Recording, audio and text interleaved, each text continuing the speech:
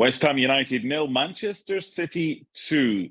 City the benchmark with that performance, Janusz? Were you impressed? Yes, they went out there and said, we are the champions and we don't intend to give it away. You're going to have to take it away from us, right? Gauntlet thrown in a way. And, during this performance, there were times, I suppose, where they didn't have the flow, right? City didn't look like City at times, but I think, they were always working on that flow, and ultimately, obviously with Erling Haaland now, just a little bit different way of playing, not necessarily much different. It's a different option that they have that I suppose they didn't have in the past, right? Because I think from time to time we'll see them with a false nine if he's not available, and they're going to continue to play and impress the way they've done in the past. What was the biggest difference with City playing with a focal point in attack today?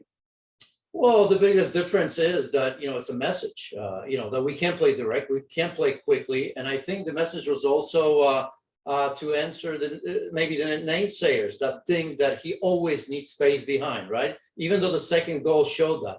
But look at the first goal. I mean, there was not a lot of space there. But just incredible how explosive he is, right? It's the first couple of steps.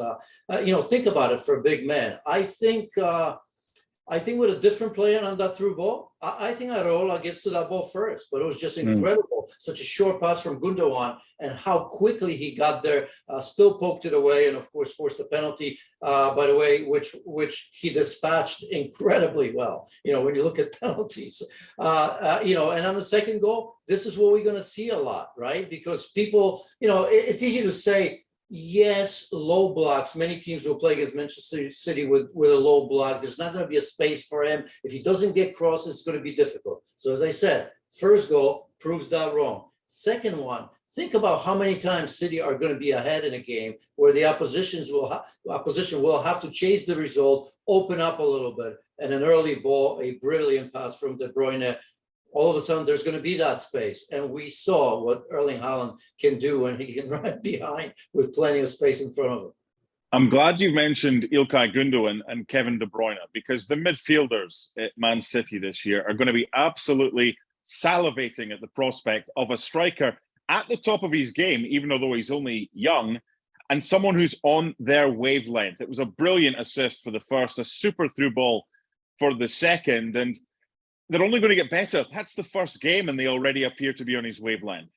Yeah, I mean, it changes things, I suppose, because, you can see, that there's a shift, right? The fact that you get an Erling Haaland, there's a shift. There's that option, as we said, right? I also think that, forget the midfielders, but I also think that, Pep Guardiola is making real investment in Jack Grealish, right? I mean, over 100 million pounds, right?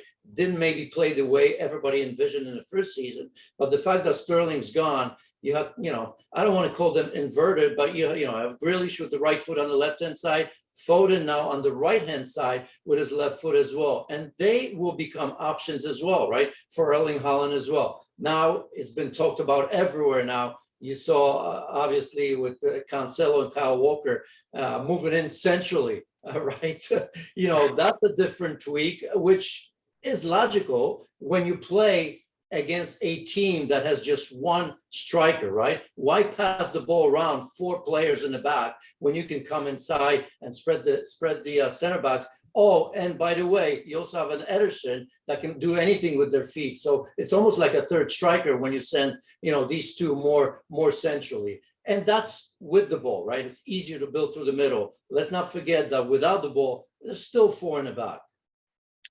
Let's try and put this into context, because West Ham had 1 or 2 moments in the second half. I thought their ball retention, when they had it in the first half, they gave it away too cheaply.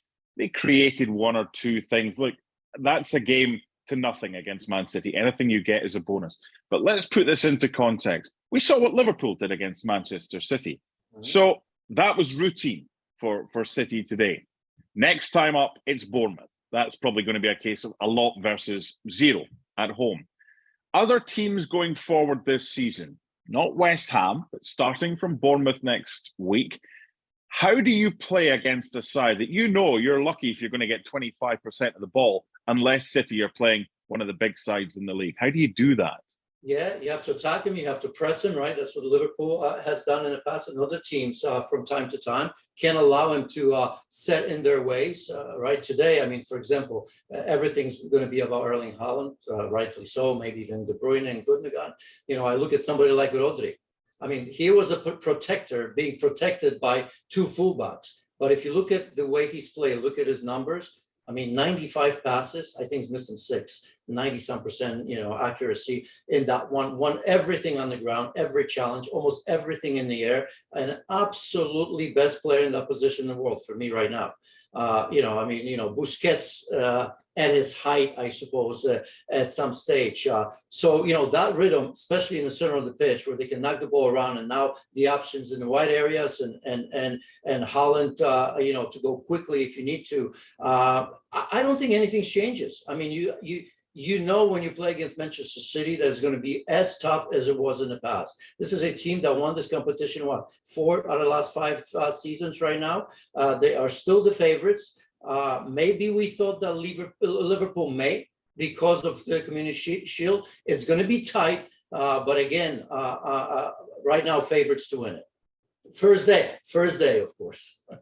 Yeah, they were favourites before a ball was kicked. Just finally, from explain in layman's terms to those that kind of look at a formation and see 4-3-3 or 4-4-2 or whatever, that's kind of going from football because it's so flexible. Teams have a different formation when they've got the ball, as you mentioned, and when they don't have the ball.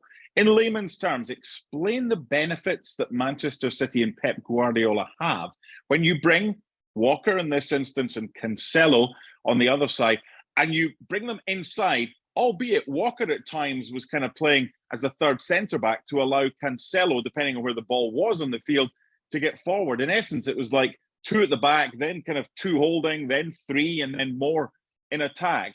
How do you do that in layman's terms, if you could explain?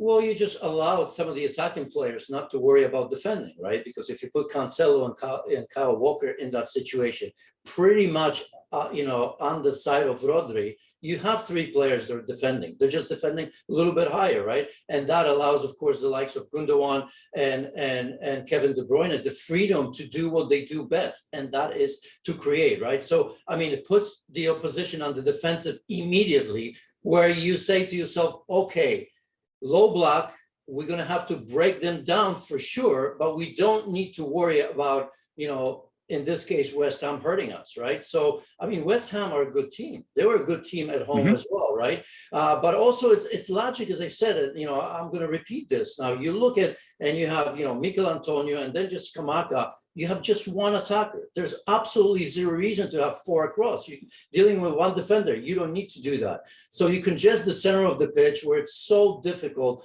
It was so difficult for West Ham to do just about anything in terms of build-up. Almost zilch. Final point I want to make, and it's going back to a question from earlier about how did teams try and exploit Manchester City? Because you and I have had the conversations before. There's usually at least one chance you get against either City or Liverpool. You might not get many more than that, but there's usually one chance that you get. Do you think going forward for any team that's facing City especially, ball retention and transition, if you've got it, put it over the top, get them turned, put it into the corners, use pace on the counter. Is that one way that you might have a chance of stopping this Manchester City possessional juggernaut? Well, it's always like that against any team that possesses a ball like that, and a team that commits a lot of players forward, right? Because we look at it as just high press. That's not just high press. That's you know, press in the midfield, the recovery of the ball, right? Because they have numbers around the ball, as we've mentioned. Bring in one fullback or both fullbacks, you have numbers. When you lose the ball, City have 4 or 5 players that not only know how to recover the ball, but do it very often because of the numbers. So yes, a team like Liverpool, a team like Spurs, for example, right, under Antonio Conte, that like to play in transition on a counter, they'll have a chance, but they'll have to be perfect. You have to break that press quickly, and it's not just the first pass, but it's the second and third, where you leave maybe 4, 5, 6 key Manchester City players behind. So yeah, I mean, it's easy. 2 goals for Haaland. He's off and running. City with 3 points, and good luck Bournemouth next weekend. Thanks so much for watching ESPN on YouTube. And for more sports highlights and analysis, be sure to download the ESPN app. And for premium content and live streaming, subscribe to ESPN Plus.